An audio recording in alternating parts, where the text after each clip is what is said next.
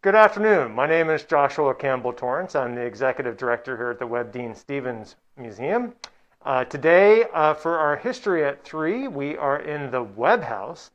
And, one of the typical questions that we get here at the Webb Dean Stevens Museum and in historic houses are things about like what happens if there's a fire? How do they manage fireplaces? Those kind of questions that people are often very fascinated about. Well, luckily here at the Webb Dean Stevens Museum, we have our curator, Rich Malley, who's going to show us fire protection in the time of the Webb family. For 18th century houses like the Webb House, really the primary threat in the period was fire. When you think about the number of fireplaces that could be operating at any given time, there was, ample opportunity for, an accident to happen. So you fight fire with water, typically. Certainly that was true in the 18th century before, different types of extinguishers that we have today were available. So how would you apply the water to the fire?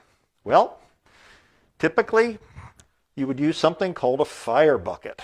And a fire bucket, these originated in England and became popular in the colonies, particularly when colonial governments mandated that homeowners maintain a supply of buckets like this, not only to take care of fires on the premises, but in the event that there's a fire somewhere in the town, and a communal fire brigade, a bucket brigade, literally, could be set up to fight the fire.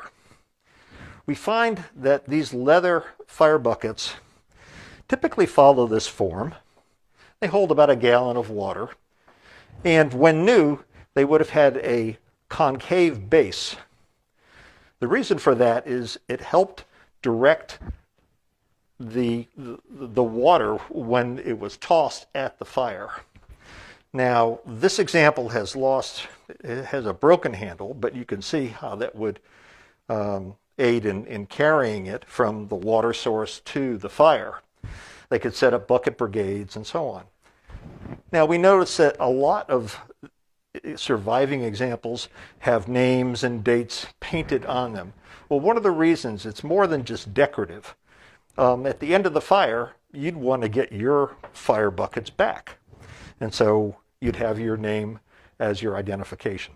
So, firefighting in the 18th century, a little bit different than today. Well, thank you very much, Rich, for talking to us about fire buckets and bucket brigades. Here at the Webb House, we have another fire bucket. This is the J.W. Pickering fire bucket. It hangs on the staircase here at the Webb House from 1802. We actually don't know who J.W. Pickering is, but it's another great example of a fire bucket here at the Webb Dean Stevens Museum.